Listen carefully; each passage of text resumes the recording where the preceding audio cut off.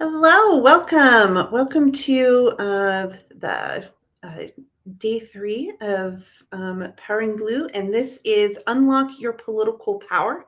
My name is Kaz Margana. I am with Building Bridges for America, and I'm going to walk you through how to both unlock the political power for yourself and for your candidate, for your volunteers, and your supporters. So this is something that everybody can do. Everyone can take part in. So I'm going to run through again and have some slides. I can see the chat, so if you'd like to ask questions along the way, I'd be more than happy to engage with you as we go along. So this Unlock Your Political Power is how to create new habits for yourself, for to turn around and train and empower in your volunteers and staff and even supporters on how to effectively talk about politics. This is how to use personal story and shared values. These might be things that you've heard before about how using story and shared values. So I'm going to very specifically walk through how to do that. So again, you can learn how to build those habits for yourself and how to turn around and teach others. It's also building new habits for building relationships as you are engaging with voters. So it's not only unlocking that power within yourself, but also with the people that you're talking to the voters that you're talking to, making sure that they are feeling seen and heard. And then finally is organizing your network, being very intentional about going through your personal networks and engaging with them and tracking with them. So those are the three things that this session will cover today. So a little bit about myself. As people are coming in, I'll just tell you a little bit about me. My name is Kaz Margana. I use she, her pronouns. If you can't see the screen, I am a 40 something ish white woman, and I'm wearing a scarf. I got my glasses on today, and I'm coming to you today so I live in South Bend, Indiana, northern Indiana. And I am a proud member of the LGBTQI plus community. I put the plus in LGBTQ plus. I'm asexual, aromantic, ace arrow. I raised two kids on my own. They're all grown now, so as a single mom, and they're grown. They're on their own, and they're living back in Colorado. And I have a day job, so I am just a volunteer. I have a day job in a full career where I manage and do research in climate and aerospace. So I do political organizing on the side. As in my career, I had worked on the policy making side of climate, going back to the days when it was called global warming. And over the years, I lost hope along the way. I felt very powerless about all the inaction that was happening around climate. And so I was not very politically engaged until 2019. Then in 2019, I was fired up by the presidential campaign of Pete Buttigieg. And that campaign, the Pete for America campaign, was very good at taking people like me who hadn't had any kind of political organizing experience before and putting us through a kind of boot camp of how to organize and organize large, organize big. So I ended up organizing the entire state of Colorado for Pete. And then once we had that knowledge, once we were so empowered by what we learned, we wanted to keep that going. We wanted to keep that moving. So I moved over. I started working for the Joe Biden campaign and the Biden-Harris campaign for the general election, continuing doing digital work, and just kept going. I started working for Jenny Arndt, who is now the mayor of Fort Collins. So working for her campaign, doing the digital marketing. And again, just keep moving on. Now working with the Larimer County Democrats as they are rebranding and relaunching for 2022. And then I'm also here in Indiana now, so then helping to organize here in the state as well. So started, like I said, just in 2019, and I am, only work as a volunteer, but I'm able to get to make good use of my skills and my time in organizing. And I'm working with Building Bridges for America. So I co-founded that back in March of 2019. Like I said, when Pete dropped out of the race, we wanted to keep that going. We wanted to make use of those skills. So we created Building Bridges for America. And with Building Bridges, we are all volunteer and we're nationwide. Where we want to keep everybody informed and engaged. So we work to empower people to create their own grassroots groups, to organize in grassroots, or on campaigns, helping those volunteers, just like myself, to keep moving forward. And we use we're based in those values that came out of Pete's campaign. He had what he called the rules of the road, and we keep those values. And I show this screen also because this is something not that's just a static piece of our website. This is something that we present at the start of every single meeting that we have. This is a touchstone back to our values and what we're here for. So you'll see later on, I'll be talking about how to speak to your values. Well, one of them is to speak them, to say them out loud, to keep that as a touchstone going forward. And with Building Bridges, we are all volunteers, but we're very active. We have a lot going on. We have programs just about every day of the week, every day of the year, ways to keep volunteers engaged. So when you bring volunteers onto a campaign, the most important thing is to give them something to do. Well, that's a lot of work. It's a lot of work to create those opportunities. So that's what we do. We endorse candidates with Roadmap for Progress. We endorse candidates, local candidates across the country. And then we provide to our endorsed candidates, we provide services. So if you have a bunch of text banking to do, well, let's use our nationwide network of volunteers to help you do that. Postcards, we find that postcards are really effective, especially in early on in campaigns, to get engagement up. So let volunteers from across the country give us a list of addresses and we'll send out those postcards. And then that's also a way to keep, again, volunteers engaged. And we also train volunteers. So we train them. This is part of our Power series. There's also a series on teams, so building up your team, how to stay organized, and again, how to keep those volunteers with lots of opportunities by giving themselves opportunities, empowering them to do their own work.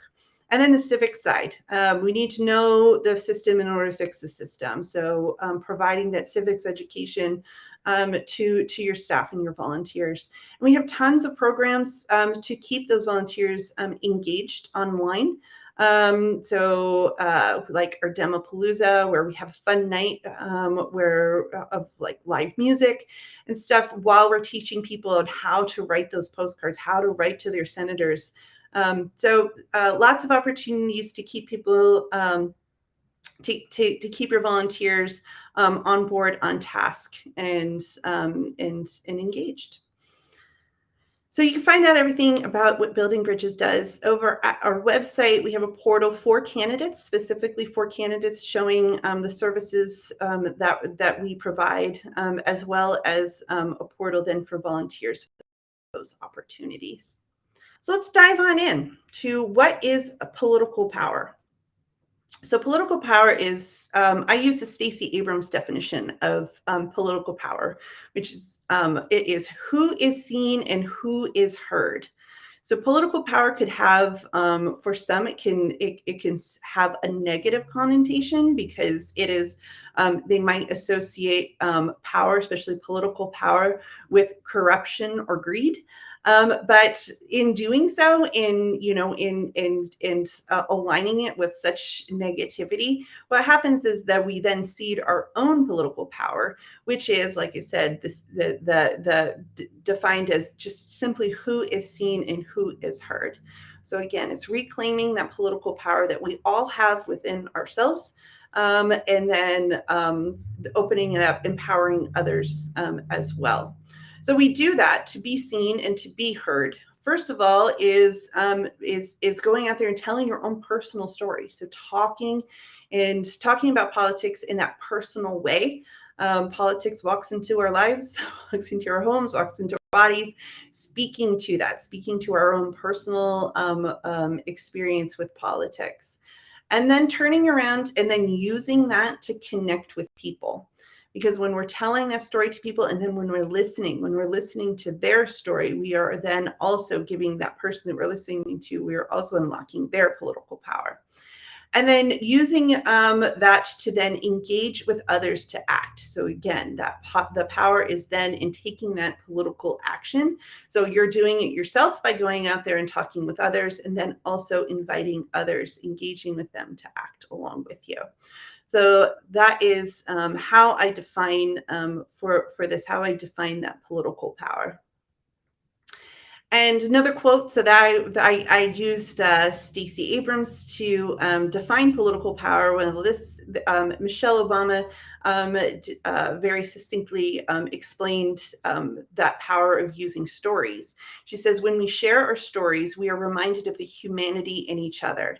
And when we take the time to understand each other's stories, we become more forgiving, more empathetic, and more inclusive. So that's the power that we are looking for when we are engaging with this kind of politics. You may have heard it, the jargon version, which I try to avoid jargon to be inclusive of everybody. But the jargon version of this would be a relational organizing. So but it's diving in deep. It's talking about what does it mean? What does the relation side mean? And then how do we do the specific organizing? How do we turn around and teach others to, again, do the relationship side and then the organizing. So that's what we're going to cover today. Their goals today are to first really hone in and identify those values. So we want to learn how to speak to people or with people by connecting on those shared values. So we're going to do an exercise where we dig down to find those those core values underneath. Talking about our story, how to develop stories that we can then share with others, based in our own personal experiences. Key part here is the active listening. So doing that where you're creating that space and giving that person a chance to be seen and heard, and allow yourself to then understand them. And then the fourth part, the organizing piece, is going out and being intentional and having a step-by-step process for how to really build that plan to go talk to your voters. So that's what we're going to cover today. So we want to go out, we want to be engaging with people, we want to be talking with voters. But the interesting thing about talking with voters is we actually don't do much talking. And when you want to go out and talk with voters, the first part is that you need to stop before you talk to anybody, and you need to do some homework. So there's some self-reflection homework that you need to do to start. So you can first understand what your core values are. So know what they are so you can speak to them. Being able to talk about a time when you felt those core values. Again, that's your personal story. And since this is go time, then you want to share about how that value is then reflected in a campaign or cause. This is inviting others to take part in taking political action with you. And then the fourth one is that sense of urgency, is to explain why it is so important that we act and that we get involved now. So first, we're going to dive into that first piece. You've probably heard about speaking from values. Well, what does that mean? How do we get there? And more importantly, then, how do we turn around and teach to other people how to get there to where they are speaking about their values? So first of all, what are values? Well, values are the things that are important to you. It has value to you. So what has value to you? So a lot of times progressives are seem to be more comfortable in talking about in terms of issues or policy. But we want to be talking about instead creating new habits where we're talking about the values, those core values underneath. So, to give you an example, an issue would be economic inequality. A policy tied to that issue would be like raising the minimum wage. Both of those are very important. But if you want to get more people to understand you, to feel where you're coming from, instead of talking about that issue or the policy, talk about underneath what about economic inequality then drives you. What is that feeling underneath? So it could be justice, equity, freedom, compassion, sense of resilience. So, but where do you get that? How do you know which one of those values, those core values, is what is really pushing you forward and making you passionate about economic inequality? So what you want to do is you want to dig down.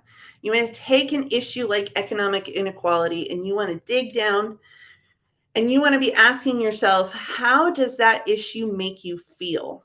So when you're talking about your values, you want to be using those feelings words. How does that issue make you feel? And then why do you feel that way? So you can say, I feel blank. When you hear about, when you think about economic inequality, I feel blank. You can say, I feel angry. That makes me feel angry. Well, why? Why does economic inequality make you feel angry? Well, you can say, well, it's not fair. It's not fair that there is this inequality. And so, oh, fair, that word fair, that is justice. You must have a sense of justice that you feel is then, that justice is important to you. In this case, this is an injustice, right? So that right there, that core value is then justice. So then you can speak to it that way. You can speak to about inequality by going to somebody and saying, I feel angry. I think economic inequality is unfair because justice is important to me. And what you want to do when you're saying that is you want to get that nodding along. You want to get people agreeing with you. When you say, I feel angry, well, they might feel angry too. When you talk about justice, they might think that, that justice is important to you. You get them nodding along because justice may be important to them. So you're tying that together. That's those core values of justice, that feeling of anger, you're tying that into this issue of economic inequality. So we can run through that exercise one more time and be like, okay, how does economic inequality make you feel? Well, I feel hurt. It makes me feel hurt. Why do you feel hurt? Well, I care about people, right? So, I care about people. I don't want to see people feeling hurt about, not, working all day, but not having enough money to pay their rent. I care about those people. Well, caring about people, well, that's compassion. You must have compassion. How, why do you feel that way? Well, I was raised to be compassionate, feel compassion for other people. Again, that's something then when you're talking about economic inequality, you can speak to it and you can say, I feel hurt when I see that people, are working full time and they can't afford rent while other people, are incredibly wealthy. And because I really care about people and I was raised to be compassionate towards others. Again, that's a way that you can get people nodding along to what you're saying. So that is using those core values, digging down, talking about how you feel, finding that core value underneath, and speaking to an issue in those terms. So next is sharing your story. Then how to take that. Now you have those core values. You've started that. You can say, I was, that to me, justice is very important to me. You can start there, but now you want to share a personal story. You want to talk about some, how this situation, how in this case economic inequality, how does it really affect you personally? How does it walk into your life? What is your personal connection to it? So either talk about something that happened to you personally or to somebody that you love. Because when we are talking about personal stories, the great power behind personal stories is, first of all, there's just a psychological benefit to that. As human beings, the basis of our communications is storytelling. Sitting around the fire in the old days and sharing stories. That is the basis of storytelling and in communications for us. So when we hear a story, we are more likely to listen to it. Two, we're more likely to understand that story as it's being told to us. And three, we interpret that what they're telling us as the truth, that it's not opinion, that it's not some fact that we can disagree with. We interpret it as truth. So that is a great way to get people to really understand where you're coming from, is again talking about a personal story, something that happened to you or somebody that you love. And so in this country, we have two kind of different moral systems, like pure moral systems, and then a whole range of different moral systems in between. Depending on how you were raised, we will have different moral systems from other people. So when we want to understand people who may have a different moral system than us, that personal story is the one thing that is going to be unique, that will allow us to understand everybody. Because when these different moral systems mean we can't then rely and base our trying to get people to understand us in morality, obviously, because we have different moral systems, but also that our different moral systems give us different ways of interpreting facts. So we might see the fact the same way, but we may interpret it differently. And then also logic. It's just saying, common sense isn't common. Well, it's not common because we have different senses of logic based, again, on how we were raised, on the morality we were raised in. So we can't use those facts and that logic and morality. But again, what we can use is that personal story, relating it back to that personal story, and then those values and those feelings underneath. So to give an example of how to share your personal story, real quick, I will talk about a time. Might not be the most ideal example, but I try and pick a more recent example. Is I was sitting around with my family members, and I am very intentional. On occasion, when I get my family together, I'm very intentional to try and bring up something good that the Democrats are doing, that are getting done. Because my family, the family ranges in political persuasion from very left anarchists to Trump voters. So when we're getting together as a family, if I want to cast a wide net and get everyone to listen, I have to be able to speak in a common way that everybody will be able to understand.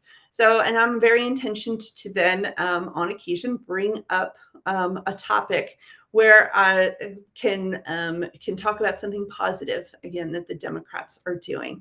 So back when the American Recovery Act was passed and we got those checks in the mail, I then met with a family, and then I just brought it up as this is like, hey, did you get those checks in the mail? To my family members that had kids, I said, hey, did you get those checks in the mail for with the money for your kids?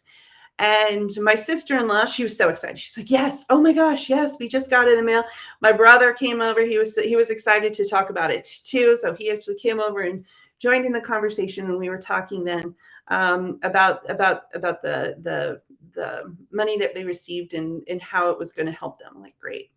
Then we turned to my daughter, who her boyfriend has kids that are in middle school. So we turned to my daughter and said, oh, well, did your boyfriend get the check? She's like, yeah.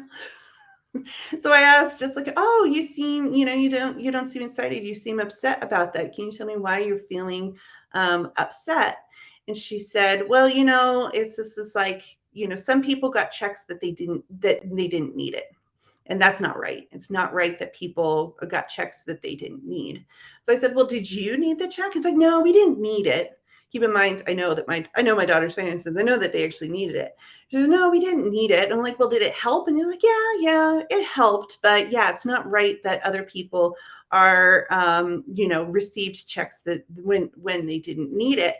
Well, again, for me, being an organizer, I'm listening for those keywords. One, she's sharing her feelings. She's sharing that she's upset. And two, she is sharing that there a value that is very important to her is a sense of justice. So I know that I can connect to her on that. So I say, yeah, if people got a check that they didn't deserve, that they then that's not right. Yeah, that's wrong. So I can connect to her on that. So then I pressed her more about why, what about this is then making her so upset. And she had a piece of disinformation. She said that she's really upset because Americans pay the highest tax rate in the entire world, and it's not right that then the money's being wasted. So I was able to then correct her with a true fact, that we don't actually pay that much in taxes, and part of the problem is that there's a lot of loopholes and people get out of it. So she has this sense of justice. Well, let me engage that sense of justice by saying, yes, it's not fair. Taxes aren't fair not because we're paying too much. It's not fair because other people aren't paying their fair share.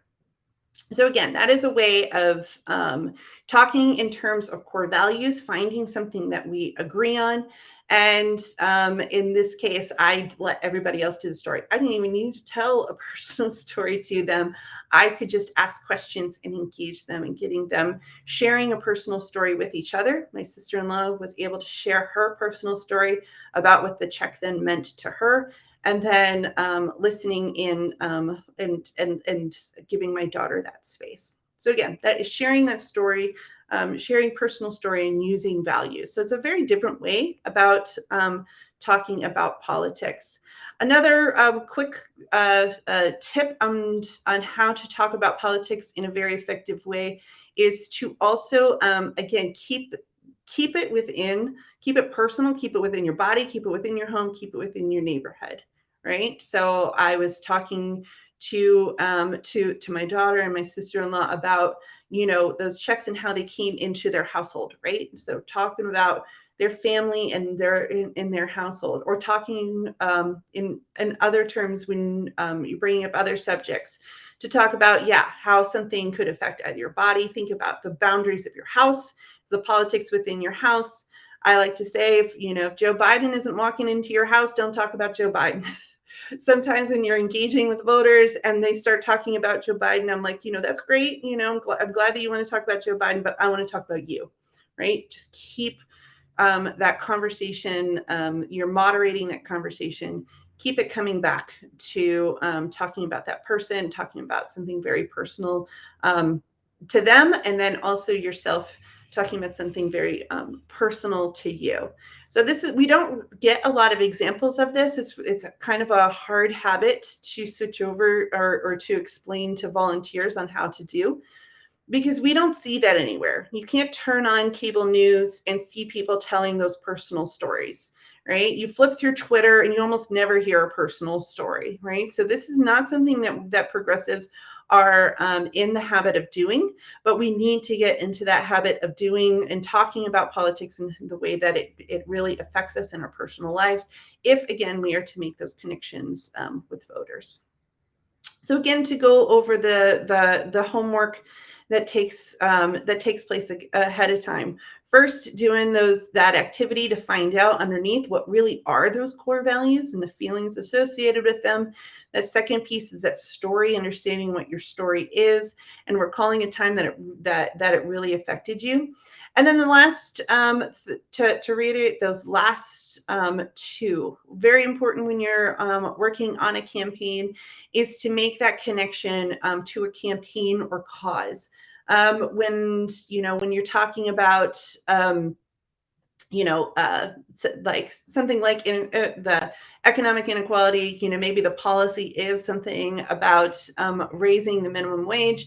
You can then talk about how a particular candidate feels on something, and that you are supporting that candidate because then they are going to take real action to pass minimum wage, make it so that somebody who is working full time can afford to make their own ends meet. So again, relating it over specifically to a campaign or cause, and then also making it part of your habits to then speak about the urgency, to make sure that people know that there's an action that they can take. You can ask them to vote. If they're already very engaged, you can ask them to volunteer alongside you, and put in that sense of urgency into that story that you're then relating. All right, so you're not done with homework. So even before you're going out and you're engaging with voters, first you're doing those core values. You're figuring out that story. You're figuring out how you're going to tie it back to the campaign. So you're going to take that work that you just did and you're going to put that in your back pocket. Next piece of homework that to do ahead of time is to do the actual organizing, to look at your personal networks and organize them as data. Get them together and make an actual list of all those people that you know. And again, this isn't just for you. You're going to turn around and teach this. So teach others to actually sit down and make that list of all the people you know. It's that time of year. If you're putting together holiday cards that you're sending out, that list of people, that's your list. That's your list of people that you know. You can also be thinking in terms of just who do you encounter during the day? Who's the last person you talked to? That person goes on the list. So if that person that you talk to is, the person at the cafe that you serves you coffee every day, that person goes on your list. So really sit down and be intentional about making that list of everyone you know, and then making that plan to talk to each person. Again, these are people you know. You probably are going to talk to them anyway. That's part of the relational organizing side, is that these are people you have relations with. So you're probably going to talk to that person anyway. Now it's to put the intention behind it that you are going to talk to them about politics in this different way, about talking about politics and talking about what your core values are, how you're feeling, and how it relates, how that politics is relating specifically to you, and how you're taking action to do something about it. So again, making a plan to talk to each person on that list, and then tracking when you talk to that person, how did they respond? Where are they at? Actually writing that down and taking the time to write that, to keep track of that. And then most importantly is to make a plan to reach out to them again. The plus side about doing this, being in the habit of doing this personal networking is, again, these are people that you know. This isn't a 30-second, you pulled them up on van and you're knocking on their door and you got 30 seconds to sell them. This is not that. This is long-term work that you can do in working at people over a course of time. So this is particularly good for reaching out to your non-voters, people who say, oh, I don't follow politics. Well, this is how you can get them to understand that how politics really does matter, and get them to, make it easy for them to start taking that action. It's also how to talk to people that you disagree with. So to slowly, be talking to them over time and giving them a different option.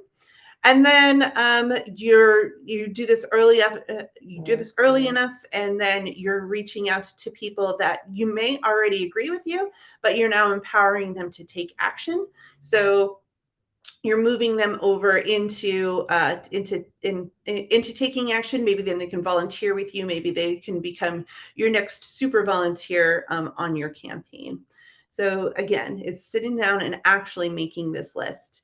This is where you can modify this for a particular campaign, is how you track this. With building bridges, we keep it simple, and we literally just give people a template of a piece of paper, a lined piece of paper, where they just write down the different names of people, how to contact them, and keep score of notes. So really basic, just start it off there. But you can customize this for whichever campaign that you're working on. If you have a way of tracking data, or if have a way of giving your volunteers some sort of van access where they can keep notes, you can train them to use that way of putting together network and keeping track. Or like I said, keep it simple. Let them have either a spreadsheet or a piece of paper. And I like to tell volunteers, you make this list. You make this list of people. You've done this work. You've engaged with them. You have these personal relationships with this group of people. Maybe you have a list of 40 people. Maybe a list of 2,000 people. It depends on who your network is and how much work you've been doing. But if you can go to a campaign, like let's say you go to somebody who is running locally for to be a state representative or to be on the city council, if you can go to that campaign and say, I can deliver you 40 people, these are the 40 people. I can get them to vote for you. I can get a lot of them to come and volunteer for you. You now have political power, right? You have political power within that campaign. That campaign is going to invite you in. That candidate is probably going to come. You're going to put on a house party. That candidate is going to come, and they're going to listen to you. And then also in terms of political power, after the campaign, after you help them win, they're going to remember you. So when you call them, they're going to answer that phone. So that is a way of encouraging your volunteers to go out and create these networks, their own personal networks, organize them, and get that political power for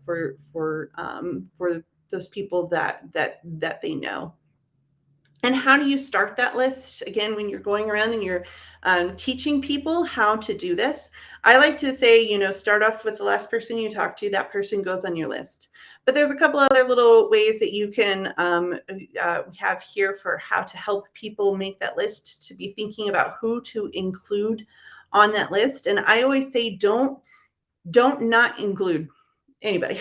So include every single person on that list. So you're not just talking to the people that are going to vote.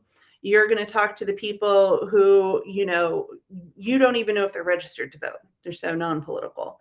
Those are the people that you want to talk to as well.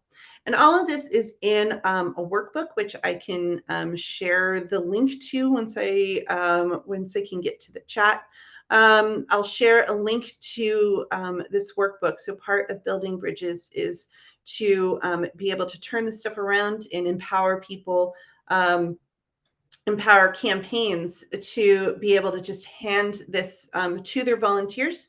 So hand the training to the volunteers. So you don't have to reinvent the wheel every single time.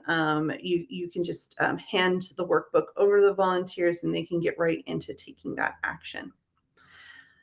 All right, so you've done the homework. You've done your 2 pieces of homework, and they're both in your back pocket. So one is how to, your values, your story. That's ready to go in your back pocket. And then you have your organization. You have your list, and you have your intention to go out and talk to everybody. Again, so you got those 2 things ready to go. Well, now you got to go do it. You have to go have these conversations. And it's could sound easy, or it could be absolutely terrifying, depending on who is on your list and who you're going to go talk to. So if you're going to talk to somebody that maybe you've never talked politics with before, that can be very difficult. That maybe there's somebody on your list who is very much disagrees with you, and that can also be an intimidating conversation to start. So how do you have confidence to go have those conversations? Or how do you turn around and give your volunteers and your supporters that confidence to go start those conversations? First of all, when you're starting the conversation, just know that you will not actually be doing that much talking. It is not like a script that you knock on someone's door and you say a script. You don't have to memorize anything. These are one, they're natural conversations. Two, they're people you already know.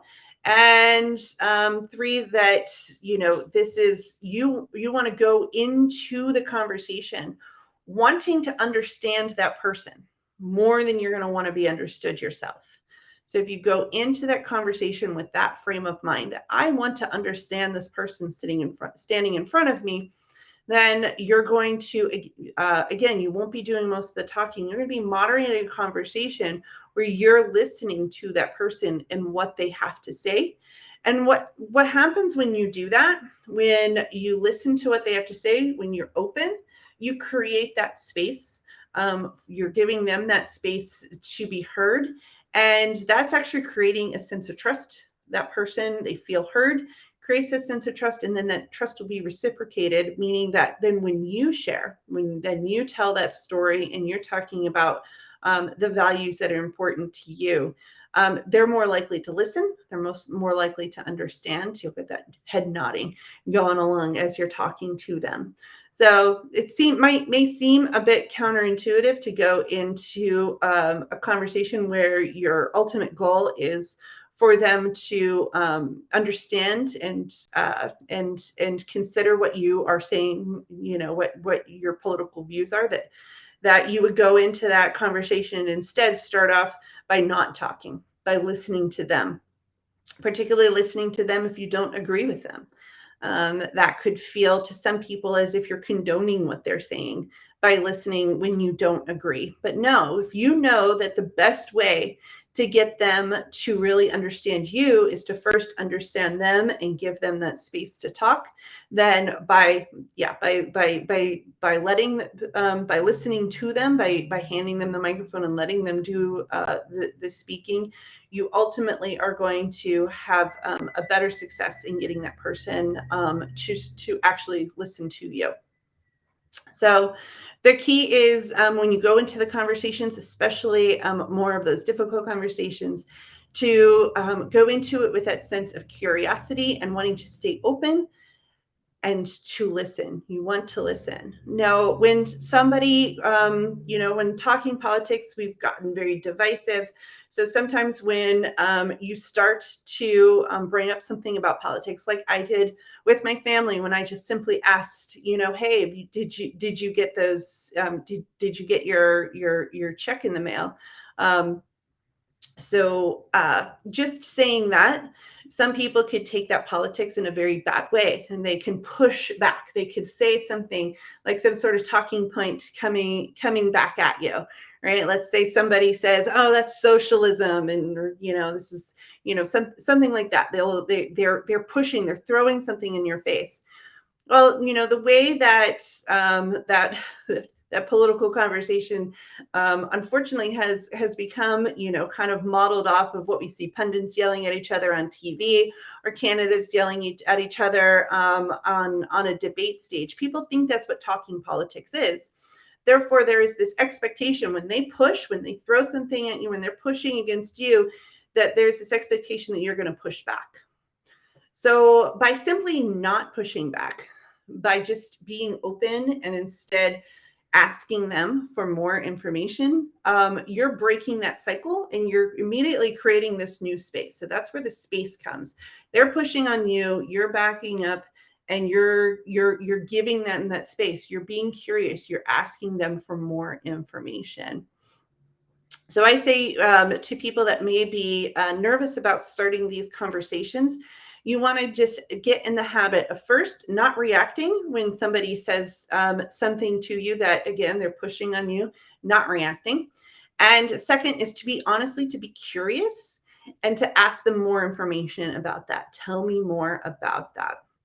And when you get them, you're getting them to do that digging down that you did at the first part of your homework. is, when you were figuring out, how do you feel? Why do you feel that way?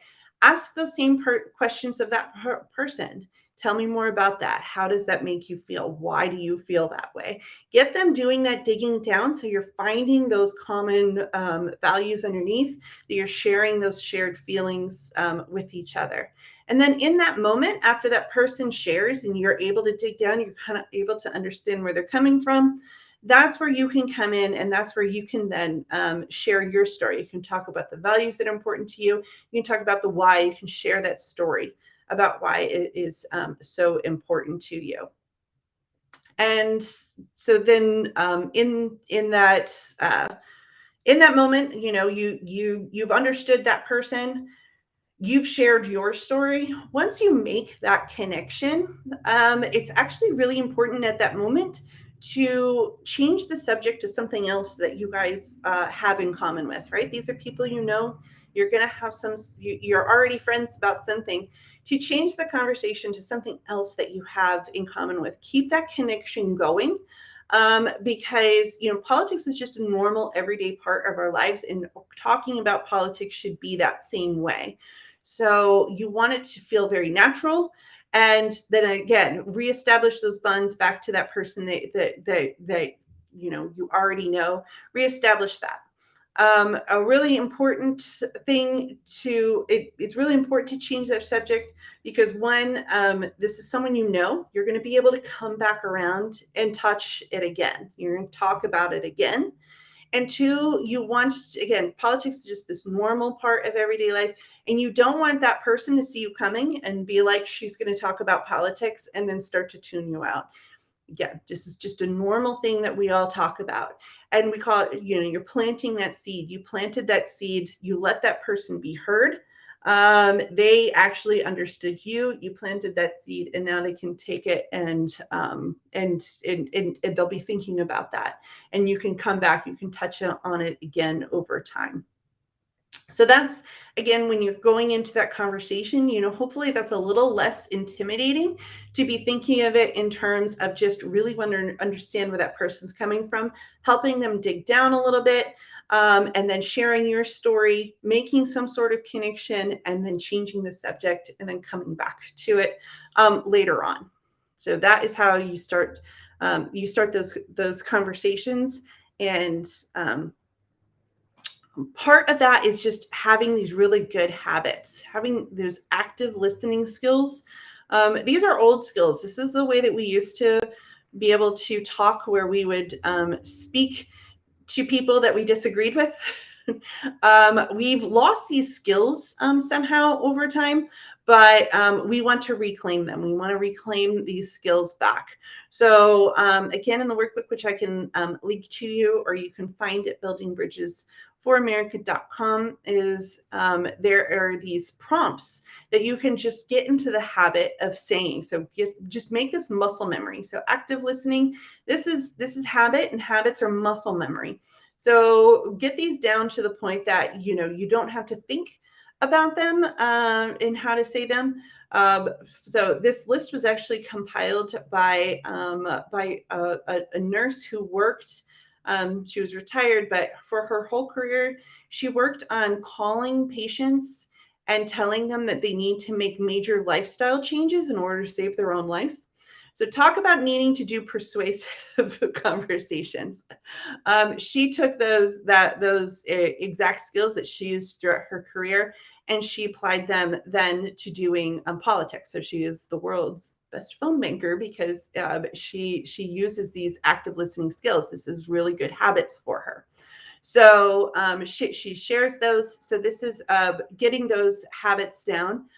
For me, I have a couple go-tos. So even when I'm flustered, even when people say something and I kind of feel like a bit of a deer in headlights, my muscles are there, muscle memory, don't have to think about it. And I say, like, my go-to, if somebody's very passionate, they're yelling at me, screaming some sort of talking points at me, then my go-to is just to say, oh, wow, you sound really passionate about that. Tell me how you feel. Tell me why you feel that way. So just have those kind of, to-goes ready. So in that moment, it's a little less intimidating. So again, these active listening skills are listed in the workbook, a way to just get these down to memory. And then a little bit further, again, if there's still apprehension about going out and having these conversations, is what to do then when you encounter that tension. Like I said, when somebody is either using you as a punching bag. Sometimes it's okay. Some of us can take that. Some of us can take those blows from people who just need to let off some steam. Oftentimes I'm in a space where I'm the only Democrat, I'm the only liberal, right? And they just need to let me have it. I can take it for a little bit, right? So I'm okay with letting people take up a little bit of steam, but then stop it after a moment.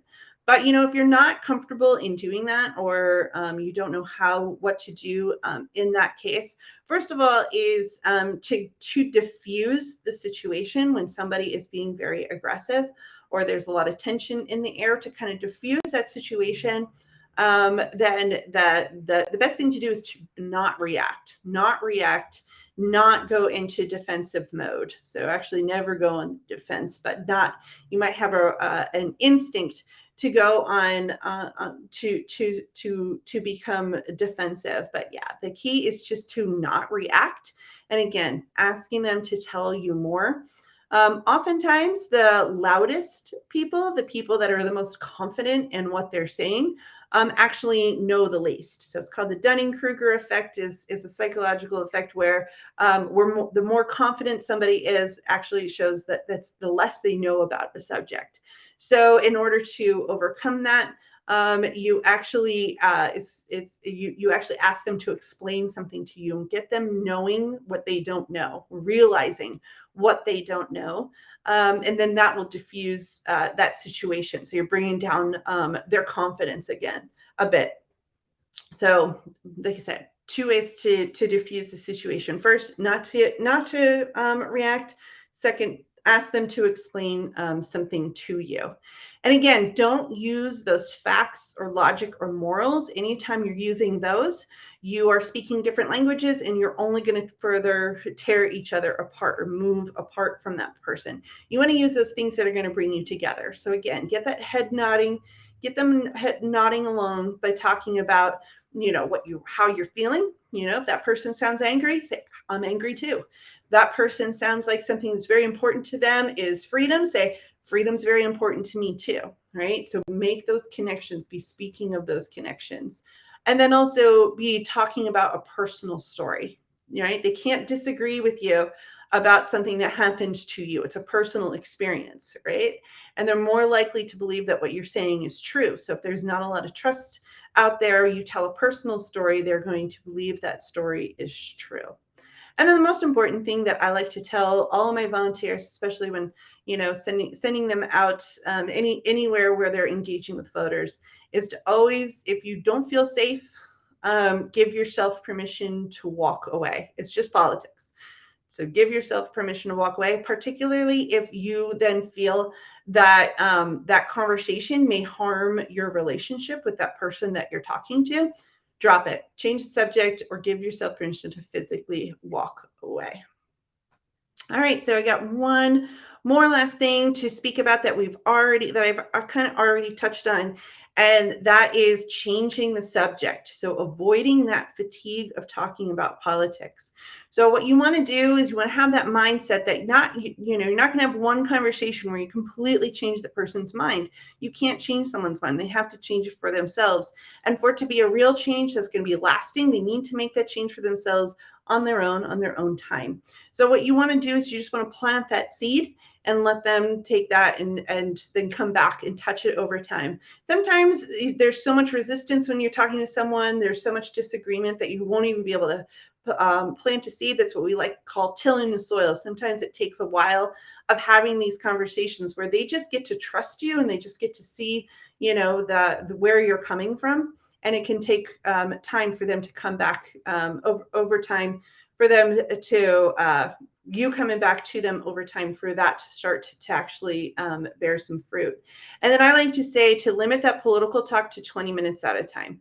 So even if you're having the best political conversation of your life, you're talking to someone who you know, but you haven't talked politics with, and let's say their eyes just light up and they're so excited, and you're having this great conversation, you still want to change the subject after 20 minutes and go back to something else that you have in common. So, because yeah, again, it's just this like politics, just a normal part of life. It's a normal part of that relationship with that person that you have. So if you were the one to bring it up, you're going to also be that one to change the subject. All right, so again, I mentioned that workbook, and I can throw the link to it in chat here, or you can find it at buildingbridgesforamerica.com. It has this in activity form, so you can hand it to your volunteers, and they can walk through the activity, or you yourself, you can walk through, do that homework piece. Take your personal time to do that, because it does take a while to do that reflection and really be thinking about what those core values are, what your story is, and then look at those active listening skills and really, put them into practice and get them memorized and into muscle memory. And it does take time. This is new habits. It's a new way about talking about politics. So it does take time. So again, give yourself that grace that you may not get it perfect every time. I've been doing this a long time and I still get flustered sometimes. So give yourself the grace that it does take a little bit of time. So we have other tools available over at buildingbridgesforamerica.com. We have other ones if you encounter a lot of tension, or you're realizing that people have a lot of disinformation, how to counter that information, that disinformation is something that we cover as well. And then also, if you like this, we're all volunteers. The only way that anybody, is going to find out is as a word of mouth. So if you like that, if you can go out and you can be sharing that you like the presentation and get it out there. You can take this yourself. Like you can take the slides, you can take the workbook. We give everything away for free, and you can train your group, or let us know and we can come train your group ourselves. All right, Jessica, thank you, for saying that this that you found this to be important. So you you talked about keeping things local. Do you have recommendations for having these conversations when the people may be in other cities or states? Yes, good question. So it doesn't matter, if it doesn't one-to-one relate to the person that situation you're talking to. This is personal to you. So you're talking about how it is personal to you, and then that's going to be that understanding that people are getting. So I often like to say, when someone is sharing, let's say someone is sharing, they're saying something that they're super passionate about, and let's say you don't particularly have a one-to-one passion with that person, or like I said, maybe you're living in a different city, a different state where different rules will apply.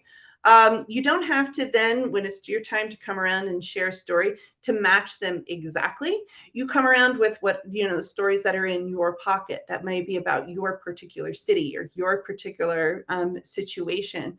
And, as long as it's personal to you, that is what they're going to be able to have that understanding for.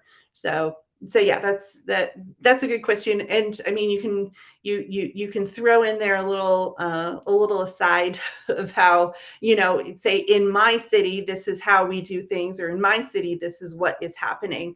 So they understand that it is local, to you, and maybe it doesn't align one-to-one with what that person is talking about. But again, the most important thing is just to make sure that it is personal to you. It's an experience that you are going through. All right, so that was the end of the presentation. So if anybody has any questions, feel free to pop them into chat. And I don't think I have the ability to stop the share. So, and I don't think I have a way to put into the chat how to get to our workbook. So again, you can go to foramerica.com. Underneath the training, you'll see our training there. If you click on Unlock Your Political Power, you'll see the workbook. It's available either you can be online and fill it out as a fillable PDF, or you can print it in a black and white version online. All right. Well, thanks everyone. I hope I know it's been a long 3 days, so thank you for sticking in there. And I think, these kind of skills, doing this work now is, oh, thanks, Jessica. So doing this work now is so critical. This is organizing for me. This is organizing go time. You doing this, building up these skills now, building out your organization and organizational skills now. Now's the time to be doing that. So when we get into start bringing on those volunteers, start doing that work in 2020, the earlier we can do that, the better. So that's what we do at Building Bridges. Is we train up those volunteers. So that's for us. This is a very busy time of year, and then beginning part of 2022 is a very busy time of year to get those skills started. So yeah, people can put them to use for a longer period of time, especially for relational organizing, because again, I said, keeping those conversations short. You're touching them over time. So you got to have the time in order to do that. All right. Well, thanks everyone. Thanks for joining. And with big thanks to Gain for inviting me to be part of this. All right, thanks.